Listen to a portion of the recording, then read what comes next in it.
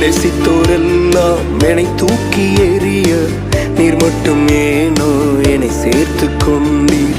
பாசம் காட்டி மாறாத அன்பை எனக்கு தந்தவரே.